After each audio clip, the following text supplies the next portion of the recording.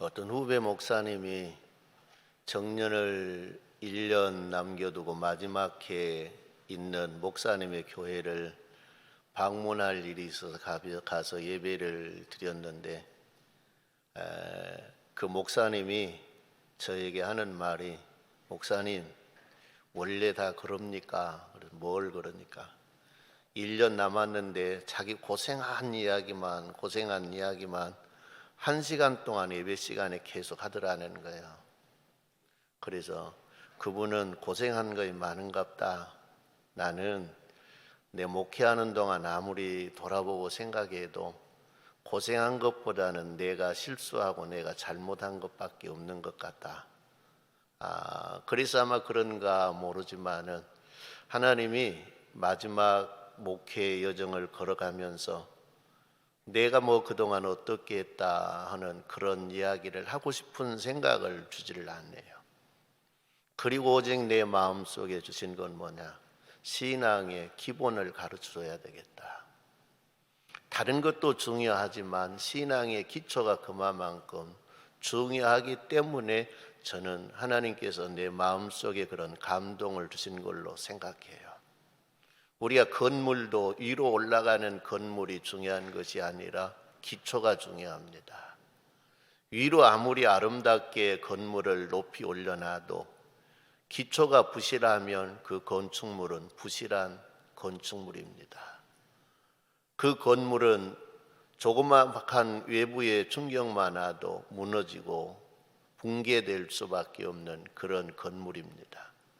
그러나 기초가 튼튼하면 외부의 압력을 받아도 잘 지탱이 되는 그런 모습을 보게 됩니다.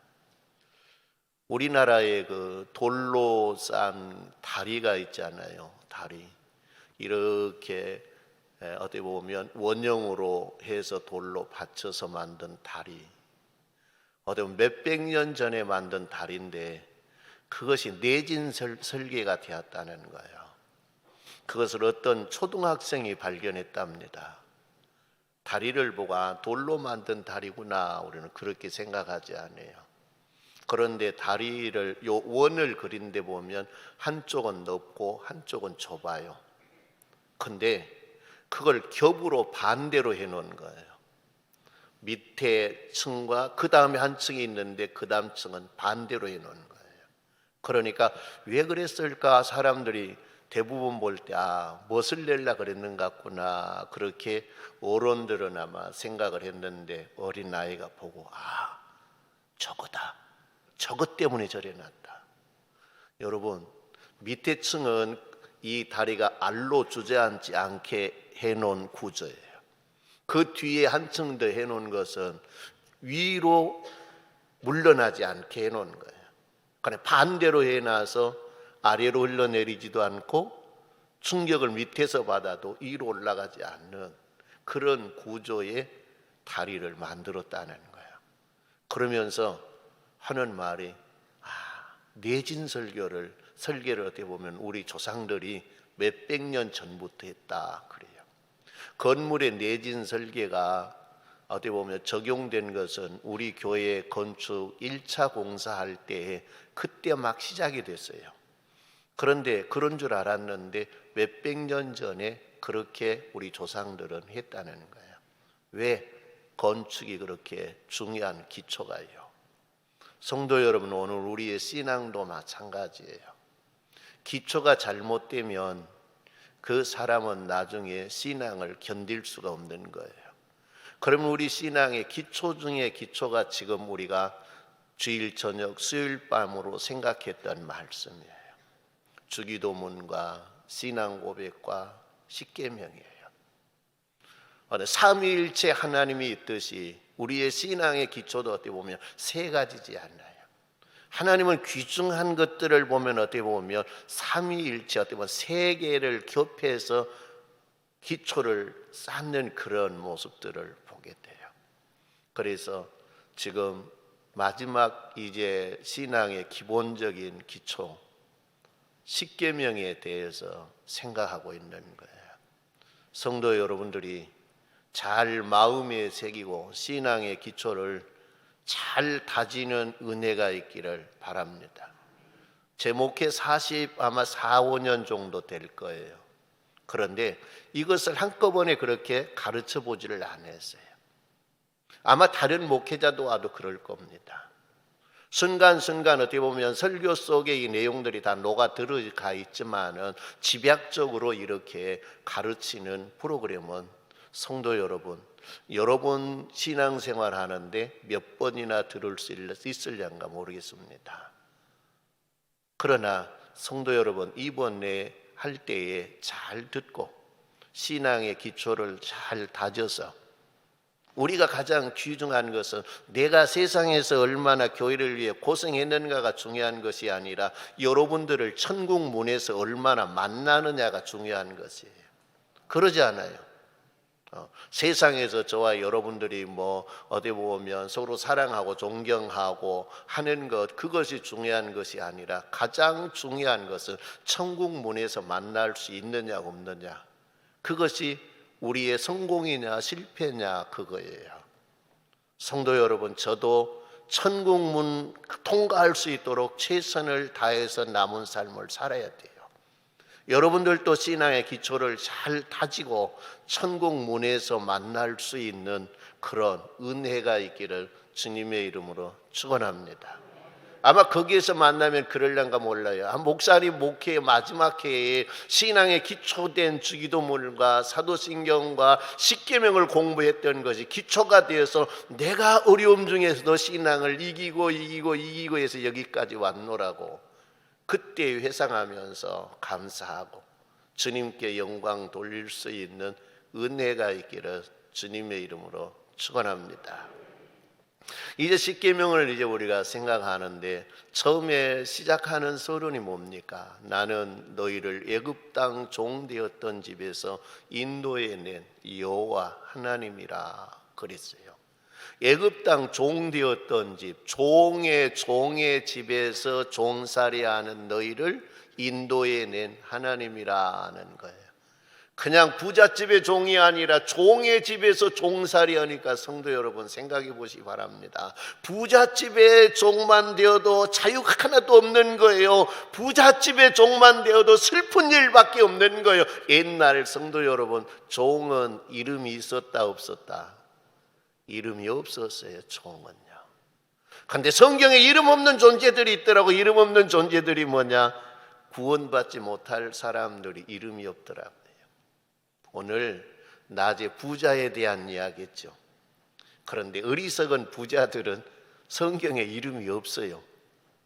그런데 거지 이름은 있어요. 그러죠? 거지 이름, 누구 이름이 있습니까? 나사로의 이름은 있어요. 성도 여러분들이 예수 안에서 이름을 갖는 것 그렇게 중요한 거예요. 성도된 이름을 주신 하나님께 감사하고 찬양하면서 살아야 돼요. 내 이름이 하나님이 지어주신 이름, 거룩한 이름, 하나님의 자녀된 이름, 그 이름이 성도 여러분 영광된 이름인 거예요. 그래서 이름이 있는 건 중요해요. 종도 이름이 없는데 종의 집에서 종놀이하는 사람이 어디 이름이 있겠습니까? 그런 자리에서 너를 구원해 내 자녀 삼아주신 하나님, 나는 너의 하나님이 되고 나는 너의 아버지가 된다는 것입니다. 그것을 성도 여러분 십계명을 이야기하기 전에 말씀했어요. 오늘 저와 여러분들은요, 종의 집이 아니라 종보다도 못한 마귀 새끼 사단의 종으로 있었어요. 사단의 종, 사탄의 종으로 생활했던 저희들, 우리의 힘으로는 도저히 거기서 벗어날 수 없는 운명의 덫에 걸려있는 저희들이에요. 그런데 여호와 하나님이 거기서 날 건져냈어요. 할렐루야. 그리고 하나님의 자녀 삼아주셨어요. 그리고 우리에게 이름을 주신 하나님께 감사 찬양하면서 성도 여러분 일생 동안 살아가시는 은혜가 있기를 바랍니다. 그리고 1계명이 뭡니까? 신은 나 외에는 없다. 신은 나 외에는 없다. 오직 여호와 하나님 그분만이 참된 신이니라. 할렐루야. 이 세상에 신이 많은 것 같은데 그 신들은 뭐요? 거짓된 신이라는 거예요. 사람이 만들어낸 신이라는 거예요. 우리를 도와줄 수 없고, 성도 여러분, 우리에게 은혜를 줄 수 없고 우리에게 복을 줄 수 없는 그런 존재라는 거예요. 그런 신들은, 세상의 그런 신들은 우리를 주님의 나라 데려간 것이 아니라 우리를, 성도 여러분, 잘되게 해준다고 해준데 결국 끝이 뭐냐? 망하게 해서 어디 가게 한다? 지옥 가게 하는 신이라는 거예요. 그런데 우리는 그걸 알지 못하고 그걸 섬기고 있어요. 그걸 하나님이 가르쳐 주는 거예요. 따라합니다. 신은 한 분밖에 없습니다. 내가 믿는 하나님 한 분밖에 없습니다. 확신합니까? 확신합니까? 한 분밖에 없어요. 하나님 한 분. 우리는, 성도 여러분, 그분이 우리를 지으시고 그분이 우리를 구원하신 여호와 하나님이세요. 그래서 이 계명이 뭐냐? 이 계명은 신을 만들지 말라. 이 계명에서는 세 가지의 말씀이 있어요. 무슨 말이 있는가 한번 보세요. 4절에 보면 너를 위하여 새긴 우상을 만들지 말고 또 위로 하늘에 있는 것이나 아래로 땅에 있는 것이나 땅 아래 물속에 있는 것에 어떤 형상도 만들지 말며 그것들에게 절하지 말며 그것들을 섬기지 말라. 나 내 하나님 여호와는 질투하는 하나님인즉 나를 미워하는 자의 죄를 갚되 아버지로부터 아들에게로 3, 4대까지 이르게 하거니와 나를 사랑하고 내 계명을 지키는 자에게는 1000대까지 은혜를 베푸느니라. 할렐루야. 세 가지 하지 말라는 거예요. 세 가지. 이 세 가지가 뭐냐? 이 둘째 계명에 있는 것. 첫째는 우상을 만들지 말라. 만들지 말라. 하늘에 있는 것이나 땅에 있는 것이나 물속에 있는 것이나 어떤 형상이든지 만들지 말라. 이 우상을 만들어서 하나님의 자리를 대체하는 거예요. 하나님의 자리에 앉혀놓은 것. 오직 신은 한 분이신데 하늘에 계신 전능하신 우리 아버지 하나님 한 분이신데 이분이 뭐냐? 나의 가장 귀중한 자리, 나의 가장 높은 자리에 그분이 앉아 계셔야 되는데 우상을 만들어서 하나님을 밀쳐내고 그 자리에 그걸 앉혀놓는 거예요. 그러니까 우상을 만들지 말라. 그거. 둘째는 뭐냐? 경배하지 말라는. 우리가 이야기하면 거기에 제사하거나 예배드리거나 그것에 기도하거나 하지 말라는 거예요. 셋째는 뭐냐? 하나님은 질투하는 하나님이다. 너희가 내 말을 듣고 내가 시키는 대로 하면 내가 너희에게 몇 대까지? 1000대까지 복을 주시고 내가 말하는 대로 하지 아니하면 몇 대까지? 3, 4대까지 내가 저주한다는 거예요. 따라합니다. 내 하나가 잘 믿으면 내 자손 1000대가 복을 받고 내 하나가 잘못 믿으면 내 자손 3, 4대가 저주받는다. 잘 믿어야 되겠어요? 잘못 믿어야 되겠어요? 예? 잘 믿어야 돼요. 따라합니다. 어떤 고난이 있더라도 믿음 떠나지 아니하고 말씀대로 잘 믿어야 되겠다. 잘 믿어야 되겠다. 할렐루야. 잘 믿어야 돼요. 잘 믿어. 그래서 우상을 만들지 말고 경배하지 말고 하라는 거예요. 그리고 나는 질투하는 하나님이라. 사람들이 그러더라고요. 여자들 속에는 뭐 있다고? 뭐 빼면 시체라고? 질투 빼면 시체래요. 여자들 마음속에는 다 질투가 있는 모양이에요. 질투. 그런데 그것도 좋은 질투가 있으면 괜찮아요. 내 남편을 자꾸 어떤 여자가 찝쩍거려. 그러면 그건 놔둬야 돼요. 질투해서 그냥 탁 차버려야 돼요. 하나님이 그거 싫어한다는 거야. 예수님이 우리의 신랑 되신데 그분 놔두고 자꾸 무엇이 와서 찝쩍거리면 거기에 눈을 뺏기는 거예요. 마음을 뺏기는 거예요. 하나님은 질투하는 하나님 그거 못 본다는 거예요. 못 봐요. 우상은 보이는 우상이 있고 보이지 않는 우상이 있어요. 요즘도 자꾸 우상들이 만들어져요. 자꾸 우상들이. 우리 청소년들의 우상은 뭐이 많을 것 같아요? 연예인, 가수나 배우나 운동선수나 아주 잘 그것을 한 사람들이 우상이에요. 그냥 오직 거기에 마음을 올인한 거예요. 그리고 오직 거기에 그 사람의 그것에 그냥 나의 일정을 거기에 맞춰가는 거예요. 그것이 없으면 성도 여러분 내가 재미가 없어 아무것도 없는 것 같아요. 그러니까 그냥 자기의 방에 그냥 가수 같으면 그냥 그 사람 그냥 사진 갖다 그냥 온 방에 도배를 해놔요. 그래야 마음이 편한 모양이에요. 그리고 그냥 그 사람을 따라서 닮아가려고 그 사람 좋은 것인가 안 좋은 것인가도 모르고 좋은 행동인가 안 좋은 행동인가도 모르고 그냥 막 따라가려고 하는 거예요. 성도 여러분, 얼마 전에 서울서 사고가 나갖고 젊은 사람들이 죽었어요. 슬픈 일이죠.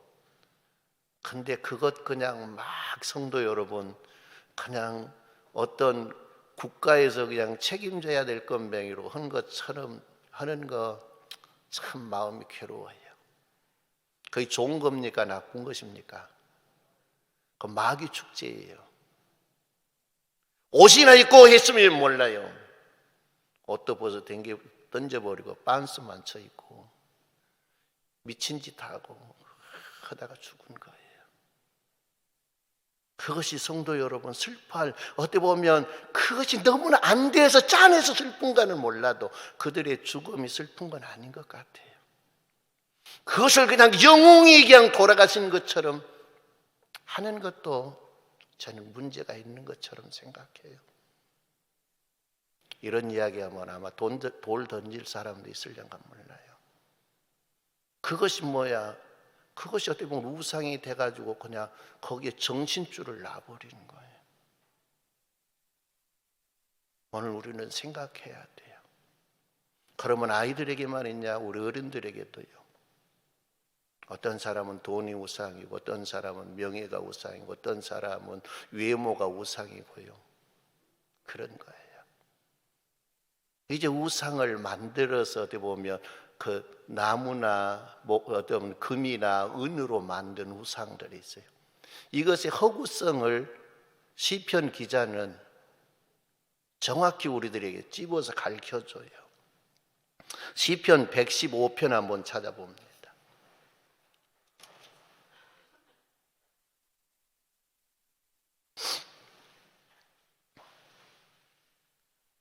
시편 115편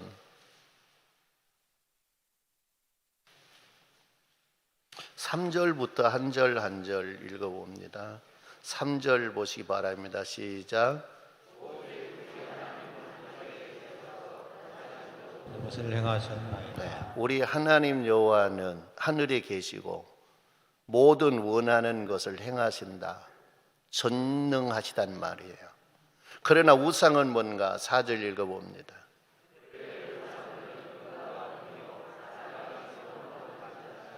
우상은 뭘로 만들었어요? 우상은 은이나 금이나 이런 것들로 누구 손이 만들었어요? 사람의 손이 만들었어요. 5절 말씀 읽어보세요.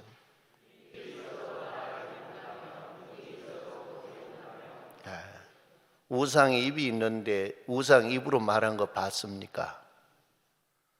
눈이 어떻게 보면 손눈깔처럼 크게 왕눈이 눈을 하고 있는데 그 눈으로 보는 거 봤습니까? 입이 있어도 말 못하고 눈이 있어도 보지 못한다는 거예요. 6절 읽어보시기 바랍니다. 예. 우상이 귀로 듣는 우상 봤습니까? 코가 있어서 냄새를 맡고 코로 숨을 쉬는 우상 봤습니까? 있어요, 없어요? 없어요. 7절 읽어보세요.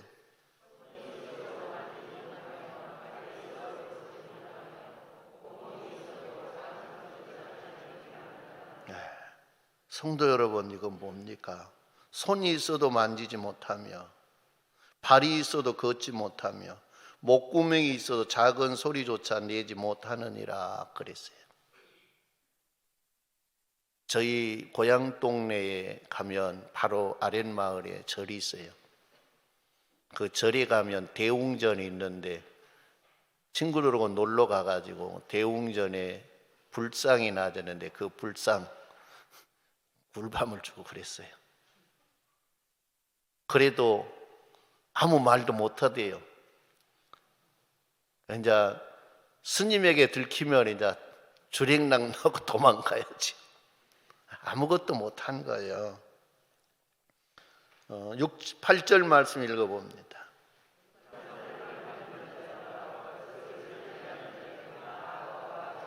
만드는 자도 다 그와 같다는 거예요. 그러면 우리는 어떻게 살아야 되느냐? 9절 읽어보세요.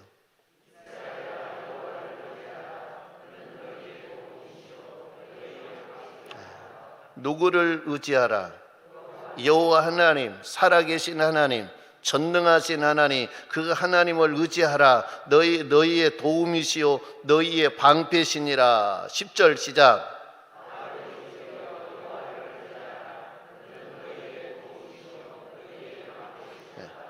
아론의 집이여 여호와를 의지하라. 여호와를 의지하라. 그는 너희의 도움이시오 너희의 방패시라. 여러분 이름을 부르면서 누구의 집이여 여호와를 의지하라 하세요. 시작. 할렐루야. 그러면 하나님은 여러분의 도움이 될 걸 믿습니다. 하나님은 여러분의 방패가 될 걸 믿습니다. 11절 보세요. 시작.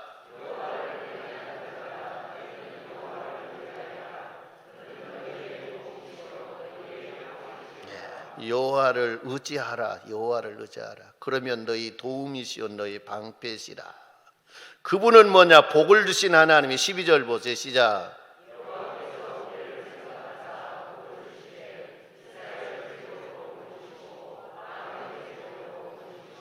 13절.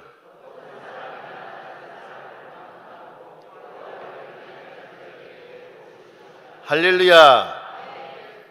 아론의 집에도 복을 주시고 이스라엘의 집에도 복을 주시고 높은 사람의 집에도 복을 주시고 낮은 사람의 집에도 복을 주시고 나의 집에도 복을 주시리라. 할렐루야. 여호와를 의뢰하며 여호와를 경외하며 하나님이 복을 주신다는 거예요. 14절 읽어보세요.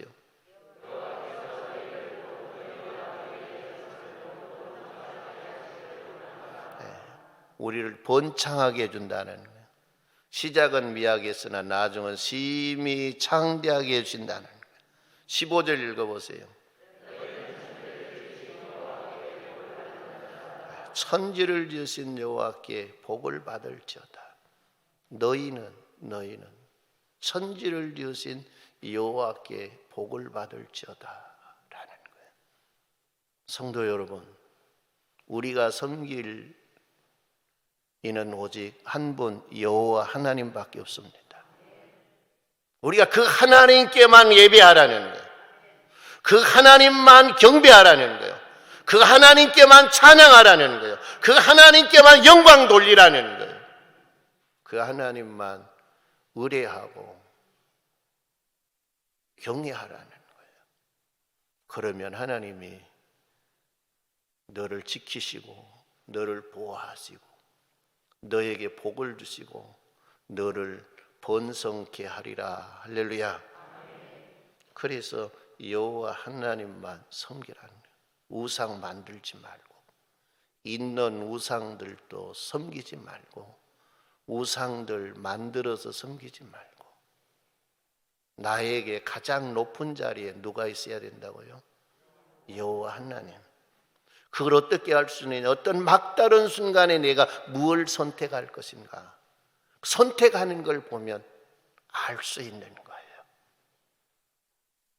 하나님이 아브라함에게 아들을 줬어요. 그 아들 이름이 누굽니까? 이삭이요. 하나님이 아브라함을 가만히 바라보면서 하나님이 좀 저것이 나를 사랑할까? 이삭을 사랑할까? 저거 마음 중심에 가장 그 마음 중심 깊은 곳에 내가 있을까? 이삭이 있을까? 그것이 궁금했던 것 같아요. 그러니까 하나님이 그걸 확인하기를 원했어요. 그래서 하나님이 아브라함에게 뭐라 그래요? 아브라함아, 내가 너에게 지시한 땅 산에 가서 그를 번제로 드리라 그랬어요. 번제로. 번제는 잡아서 드리는 거예요. 드리라 라고 한 거예요. 그리고 하나님이 본 거예요.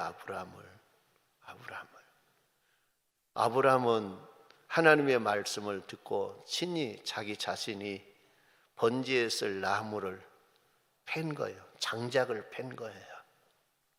그리고 그 장작이 번제에 쓸만한 나무인가 아닌가를 확인해서 고른 거예요. 그리고 이제 아마 나귀에 실었던 것 같아요. 두 종과 함께 하나님이 지시하신 곳을 향해 갔어요. 그리고 아브라함이 그 지에 가서 눈을 들어보고 아, 저기구나 라고 하는 걸 직감적으로 깨달았어요. 하나님이 지시한 한 산이라 그랬는데 거기에 산의 이름이 없어요. 그러니까 하나님이 지시한 그 산, 아브라함의 신앙의 눈이 떠져서 아, 하나님이 지시한 것이 저긴구나 라고 하는 걸 깨닫는 거예요. 그리고 종들에게 이야기해요. 너희는 여기서 기다려라. 우리가 가서 하나님 앞에 번제를 드리고 너희에게로 돌아오리라. 그런데 거기에 보면 우리가 돌아오리라 그래요. 가서 이삭을 번제로 드려버리면 누구만 돌아와야 돼요? 아브라함만 돌아와야 되는데 우리가 돌아온다 그랬어요. 그러면 아브라함 말고 누가 또 있다는 말이죠. 그건 누굴까요? 번제로 드려버렸는데 이삭이 같이 돌아올까요? 그것이 아브라함의 부활신앙이에요. 내가 이 아들을 받을 때도 성도 여러분, 아들을 낳을 수 있는 가능한 상태 속에서 아들을 낳습니까? 가능하지 않는 상태에서 낳습니까? 가능하지 않는 상태에서 낳았어. 그리고 내가 이제 하나님이 바치라 그런 것은 뭐냐? 하나님이 주셨어. 하나님이 약속하신 거 아직 이 아들을 통해 이루어져야 되는데 아직 이루어지지 않았어. 그런데 그 하나님이 바치라 그런 거야. 그러면서 아브라함의 생각 속에는 내가 번제로 드리면 하나님은 다시 이 아들을 살려내게 돌려줄 것을 믿고 드린 거예요. 그래서 우리가 돌아오리라. 그걸 히브리서의 11장에 가서 보면 알게 돼 있어요. 거기서 그렇게 기록해 놨어요. 그런데 이상한 것은요, 이삭을 번제로 드린 이 장소가 보통 장소가 아니에요. 어떤 장소냐? 이삭을 번제로 드린 장소, 그 산에 그 자리에 솔로몬이 성전을 지었어요. 뭘 지었어요? 솔로몬 성전을 지은 거예요. 그리고 그 자리에 예수님이 십자가에 못 박히시는 자리가 됐어요. 이삭이 물어요. 다른 때는 아버지가 항상 번제에 쓸 나무와 불을 가지고 가면서 재물을 가지고 갔어요. 그런데 재물을 안 갖고 간 거예요. 그러니까 이삭이 물어요. 이상해서 아버지, 나무와 불은 있는데 재물은 어디에 써요? 그래요. 아마 이삭은 직감적으로 알았을 거다 그래요. 아버지가 나를 제물 삼으려 그러는구나. 그걸 알았을 거다 그래요. 그런데 이제 그것을 아버지에게 묻는 거예요. 그것을 묻는 아버지의 마음이 성도 여러분, 아마 칼로 자기 마음을 찌르는 그런 고통을 느꼈을 거예요. 그러면서는 말이 하나님이 자기를 위해서 하나님이 준비하실 것이다. 이 말은 성도 여러분, 나중에 되짚어 생각해 보면 하나님도 자기 아들을 제물로, 번제 희생의 제물로 드릴 것이다 라고 하는 말씀이라 그래요.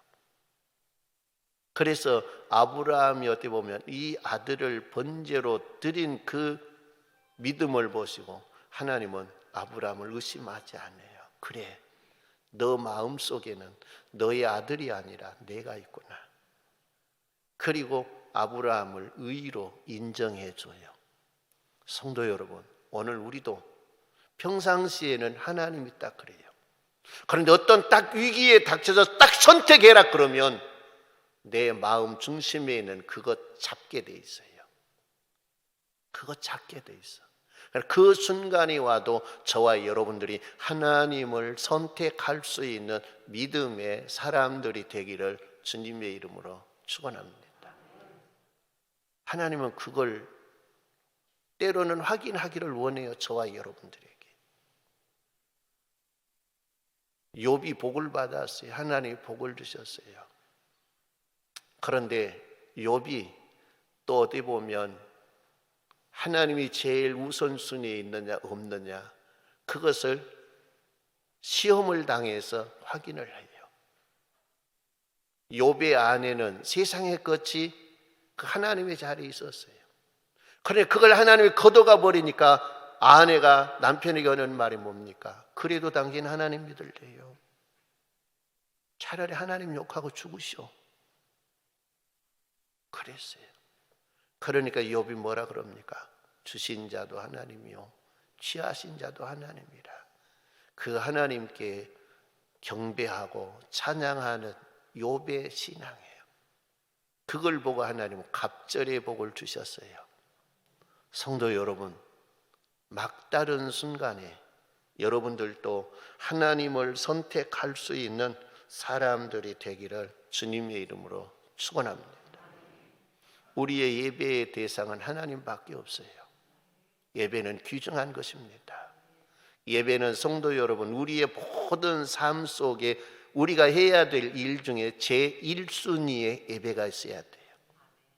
예배는 성도 여러분, 바쁘면 안 드리고 좀 기분만 나빠도 안 드리고 그런 거 예배가 아니에요. 예배는 내가 하는 일 중에 최고의 1순위가 뭐냐? 예배예요. 여러분 그렇게 되기를 바랍니다. 예배가 1순위예요. 예배가 어떤 일이 있어도 예배가 1순위예요. 어떤 분은 그러더라고요. 주일날 교회 안 나오고 어디 가면서 목사님 선약이 있어서 그래요. 근데 성도 여러분, 예배의 선약은 우주 만물을 창조하실 때 창세기 2장의 예배의 선약이 있어요. 할렐루야. 창세기 2장에 안식일을 주시고 하나님 앞에 예배라 그랬잖아요. 그게 뭐냐? 그 이상 앞에 선약이 어디 있어요? 이 일 이상 귀중한 일이 어디 있어요? 사람 만나는 게 귀중합니까? 육신의 일 하는 게 귀중합니까? 하나님 만나는 게 가장 귀중하고 하나님이 기뻐하는 일을 하는 게 가장 귀중한 일이라는 거예요. 이것이 성도 여러분, 예배의 귀중성이에요. 예배는 드려도 되고 안 드려도 되고 한 거 아니에요. 예배는 반드시 드려야 할 것인데 누구에게 드리냐? 여호와 하나님께 드릴 거예요. 여러분이 건강하게 사시다가 마지막 날도 예배드리고 주님의 나라에 가시는 은혜가 있기를 바랍니다. 그걸 위해서 우리는 미리 기도해야 될 것 같아요. 하나님, 마지막 순간까지도 예배 드리고 마지막 예배까지 드리고 주님의 나라 갈 수 있게 해주세요. 미리 기도하고 성도 여러분 건강 관리 잘 하시는 은혜가 있기를 바랍니다. 마지막 불렀는데 우리 주님 앞에 가서 성도 여러분 생각해 보세요. 너 못하다 왔냐? 그러니까 아이고 병이 들어서요 교회도 못 가고요 집에 누워 있다 왔어요. 아니 하나님 내가 그냥 늙어가지고요 어디 보면 치매가 와가지고요 그냥 예배도 잊어버리고 살다 왔어요. 그것보다는 하나님 내게 건강 주셔서 마지막 예배까지 은혜로 드리고 왔습니다. 그런 복을 받는 성도들이 되기를 주님의 이름으로 축원합니다. 이거 중요한 거예요. 예배는 그만큼 중요해요. 그만큼. 밥은 안 먹어도 예배는 드려야 되고 일은 안 해도 예배는 드려야 되는 거예요. 그래서 예배의 귀중성 성도 여러분 꼭 생각해야 돼요. 누가 예배 드리러 갑시다 해서 온 것이 아니라 이 예배의 귀중성을 알면 그럴 수밖에 없는 거예요. 일을 하다가도 그 일 놓고 예배 드리는 거예요. 그러면 성도 여러분 우리 주님이 나머지 것은 책임지시는 거예요. 책임지시는 것. 그래서 예배가 가장 귀중해요. 그런 이야기 했지 않아요? 1년 52주인데 성도 여러분 52주 동안 일하고 돈 번 사람이나 52일 동안 하나님 앞에 예배드리고 일 안 하고 산 사람이나 성도 여러분 예배드린 사람이 더 못 살으면 모르겠어요. 그런데 그런 거 없지 않아요. 하나님이 많이 거둬도 남음이 없고 적게 거둬도 부족함이 없게 하시니까 하나님 우리는 그 하나님을 의지하고 성도 여러분 오직 하나님만을 위해서 성도 여러분 살아가시는 은혜가 있기를 주님의 이름으로 축원합니다.